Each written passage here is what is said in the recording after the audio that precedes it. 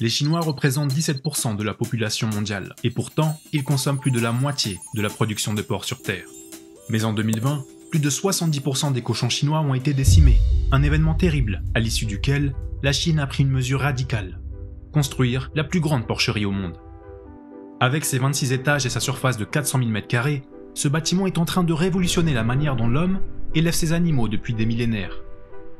Mais alors que le gouvernement chinois présente ce méga projet comme un pas majeur vers une Chine plus puissante et autonome, des professionnels de la santé avertissent qu'en réalité, cette ferme expose le monde à un danger sanitaire sans précédent. Avant de vous emmener à l'intérieur de cette usine à viande, il faut d'abord que je vous parle de la place des cochons dans la vie et la culture chinoise. Ayant toujours été considérés comme une source précieuse de viande et de fumier, les cochons ont colonisé pendant des siècles les jardins des familles chinoises rurales. Mais au début des années 2000, les fermes d'élevage intensif ont commencé à pousser comme des champignons et remplacer progressivement les installations domestiques. Le cochon s'est rapidement transformé en un marché colossal, valorisé à plusieurs dizaines de milliards de dollars. En 2019, la consommation par habitant dépassait les 42,1 kg, un chiffre énorme, en particulier quand on sait que les Chinois représentent 1,4 milliard d'habitants sur Terre. Mais très vite, la Chine s'est retrouvée dépassée par une demande locale exponentielle. Et qui dit consommation démesurée, dit obligation d'importer. Une situation rendant le pays communiste vulnérable, comme ce fut le cas en 2018, après que Pékin fut obligé d'imposer d'importants droits de douane sur le porc, dans le cadre d'une guerre commerciale avec les États-Unis. Une vulnérabilité géopolitique à laquelle s'en est greffée une autre, d'ordre sanitaire. En effet, la peste porcine a décimé 70% des cochons chinois en 2020, un événement ayant rappelé à la Chine une dure réalité. Celle que le pays communiste n'est toujours pas à l'abri d'une famine aussi grave que celle de 1959. Un épisode tragique, à l'issue duquel plusieurs millions de Chinois ont perdu la vie. Pour faire face à cette menace, le ministère chinois de l'Agriculture et des Affaires rurales a annoncé en 2019 construire la plus grande porcherie au monde. 4 ans plus tard, le bâtiment est inauguré, avec un objectif complètement fou: élever et abattre 600 000 cochons par an, tout en éradiquant les risques de maladies dans les élevages. Enfin ça, c'est en théorie. Parce qu'en réalité, ce plan est loin d'être parfait. Il peut même s'avérer être dangereux pour l'homme. Très dangereux même. Pour comprendre l'origine du danger, plongeons à l'intérieur de la méga ferme, grâce au tunnel sécurisé de CyberGhost VPN, pour ne pas nous faire repérer par le gouvernement. Je plaisante. Mais saviez-vous que nos données ne sont pas en sécurité sur internet? C'est d'ailleurs pourquoi j'utilise CyberGhost VPN, afin de surfer sur le web en toute sécurité et confidentialité. Et apparemment, je ne suis qu'un utilisateur parmi 38 millions dans le monde.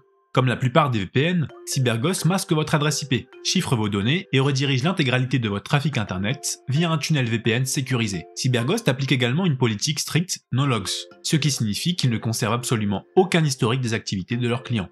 Avec un réseau de serveurs couvrant plus de 100 pays, CyberGhost VPN vous permet de débloquer plus de 40 plateformes de streaming, vous donnant un accès illimité à votre contenu préféré, où que vous soyez, et sans aucune restriction. L'interface du logiciel est conviviale et ne nécessite aucune connaissance technique pour démarrer. Aussi, les applications de CyberGhost sont compatibles avec toutes les principales plateformes. Vous voyagez à plusieurs et vous souhaitez partager votre abonnement CyberGhost VPN, ce n'est pas un problème. Jusqu'à 7 appareils différents et en simultané peuvent profiter d'un seul abonnement CyberGhost. Les détails de l'offre spéciale figurent dans la description, et en utilisant le lien qui figure tout en haut de celle-ci, vous obtiendrez 83% de réduction sur votre abonnement, soit 2,03 € par mois et 4 mois gratuits. Et pour couronner le tout, CyberGhost VPN vous offre une garantie 45 jours satisfaits ou remboursés et un support client disponible 24 heures sur 24 et 7 jours sur 7, en 4 langues, y compris le français.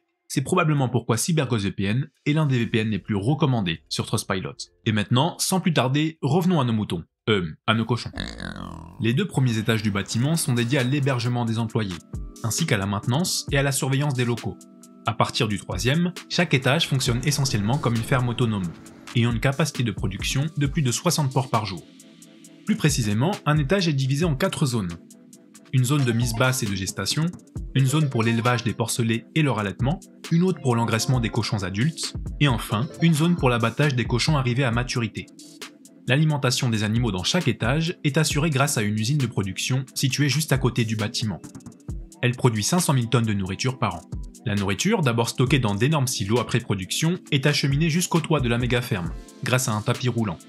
Elle est ensuite livrée automatiquement, par gravité, dans les mangeoires de chaque étage. Un système astucieux donc, mais qui a de quoi faire grincer des dents les défenseurs de l'environnement. En 2021, la Chine, alors responsable de plus d'un quart des émissions mondiales de gaz à effet de serre, a annoncé son intention d'atteindre la neutralité carbone avant 2060. Un paradoxe made in China, si l'on considère que les exploitations d'élevage intensif émettent des quantités astronomiques de gaz à effet de serre. Des exploitations comme la méga-ferme d'Ezhou qui représente aujourd'hui le paroxysme de ce problème. En particulier quand on sait que la Chine a prévu d'en ouvrir plein d'autres de ce type à travers le pays. Nous voilà dans la zone des porcelets de l'étage 20, et voici porcelet 101 et porcelet 102. Ils sont issus de la même portée. Nous les appellerons plus simplement Bob et Carl. Leur journée se résume principalement à manger et jouer avec leurs congénères. Leur vie est donc très calme, et beaucoup de soins leur sont apportés afin de maximiser leurs chances de survie jusqu'à l'âge adulte. Mais quelque chose de bizarre arrive plusieurs fois par jour dans la zone des porcelets.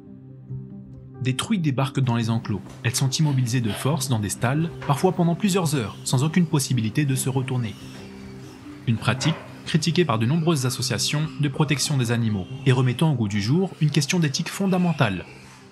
Les animaux d'élevage ont-ils le droit de bénéficier d'un minimum de confort avant leur abattage? Ou bien doivent-ils être considérés comme de simples machines à fabriquer de la viande? Un mois vient de s'écouler. Bob et Carl sont désormais bien costauds. Il est temps pour eux de quitter le confort de la zone des porcelets pour une vie bien plus agitée.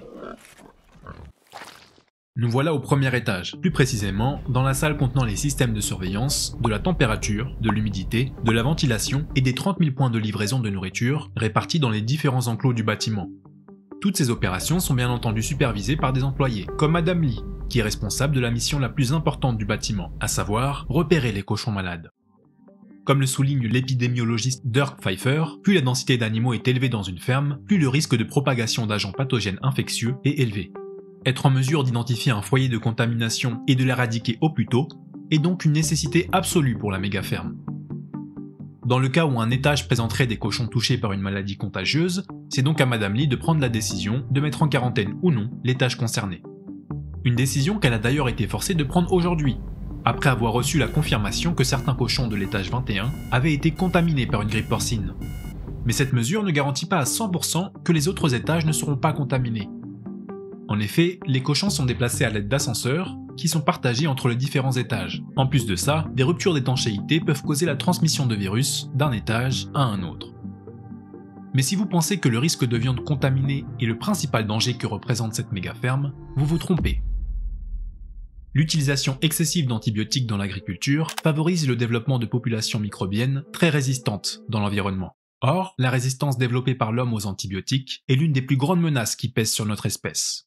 Développement de populations microbiennes résistantes.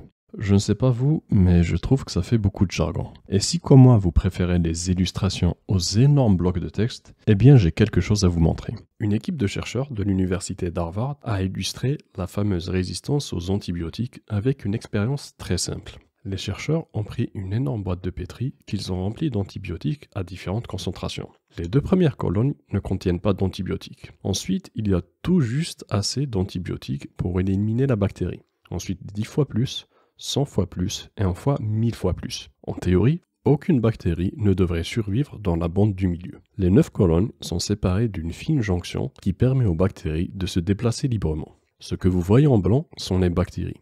Et tout ce qui est en noir, c'est les antibiotiques. Au début, les bactéries se baladent dans la zone où il n'y a pas d'antibiotiques. Et elles s'arrêtent à la jonction avec les premières colonnes. Là où il y a tout juste assez d'antibiotiques pour les éliminer. Mais subitement, apparaît une mutation qui résiste à l'antibiotique. Et là, c'est parti.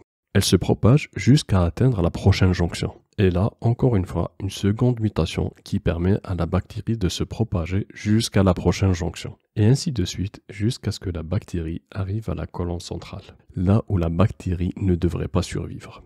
Et le plus surprenant dans tout ça, c'est que tout ce processus n'a duré que 11 jours. Ce que vous venez de voir, c'est effectivement la résistance bactérienne aux antibiotiques.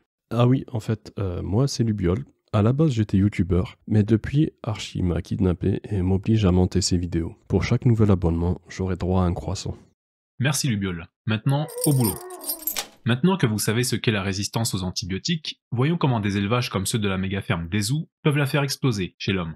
Pour répondre à cette question, j'ai interrogé Nathan Pfeiffer-Smadja, un médecin spécialisé en maladies infectieuses et tropicales à l'hôpital Bichat-Claude-Bernard, à Paris. Ce qui est important pour éviter le développement de la résistance antibiotique, il faut éviter l'utilisation d'antibiotiques de masse chez les animaux. Le fait de donner des antibiotiques au porc, c'est sûr que ça crée de la résistance dans les eaux usées. Donc ça, c'est vraiment le microcosme, on va dire, local autour des usines, etc. Donc ça, c'est important parce que ces résistances dans les eaux usées, elles peuvent éventuellement se transférer à l'homme qui ensuite le transféreront. Puis la deuxième question qui est plus complexe, c'est de savoir en quoi le fait de consommer de la viande de porc qui a reçu des antibiotiques, ça impacte sur sa propre santé et sur son propre risque de résistance. Une seconde question à laquelle des chercheurs en santé publique de l'université de Fudan ont trouvé des réponses. En effet, des résidus d'antibiotiques vétérinaires, utilisés dans les élevages de cochons chinois, ont été retrouvés dans plus de 58% d'échantillons d'urine d'écoliers prélevés dans l'est de la Chine. Un chiffre mettant en évidence un lien de cause à effet indéniable, celui que la consommation de viande bourrée d'antibiotiques, comme celle provenant de la méga-ferme Dezhou, augmente considérablement la résistance aux antibiotiques chez l'homme. Mais en plus de la gestion des risques sanitaires, Madame Li doit aussi gérer une autre source de perte de viande importante, causée par les cochons eux-mêmes. En effet, dans la zone d'engraissement, c'est la loi du plus fort qui règne en maître. Les cochons doivent survivre quoi qu'il en coûte, quitte à se mordre pour avoir plus d'espace et plus de nourriture. C'est donc dans cet environnement que Bob et Carl entament leur vie d'adultes. Et pour ne pas arranger les choses, les mangeoires sont vides à leur arrivée. C'est l'heure, les mangeoires sont sur le point d'être remplis. La tension est à son plus haut point dans l'enclos. Carl empêche Bob d'accéder aux mangeoires. Entre conserver le dernier lien social qui lui reste ou se nourrir, Bob a fait son choix.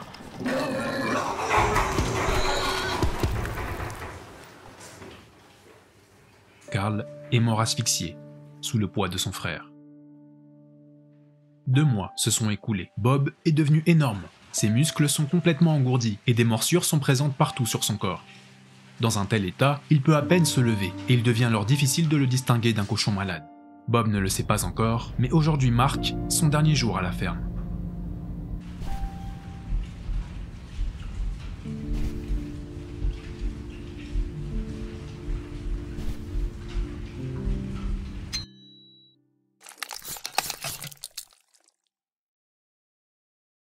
Merci d'avoir regardé cette vidéo jusqu'au bout, j'espère qu'elle ne vous a pas trop traumatisé des fermes. Et merci également à CyberGhost VPN. Pour rappel, le lien promotionnel pour télécharger leur super VPN se trouve dans la description. Sur ce, je vous donne rendez-vous à la prochaine vidéo.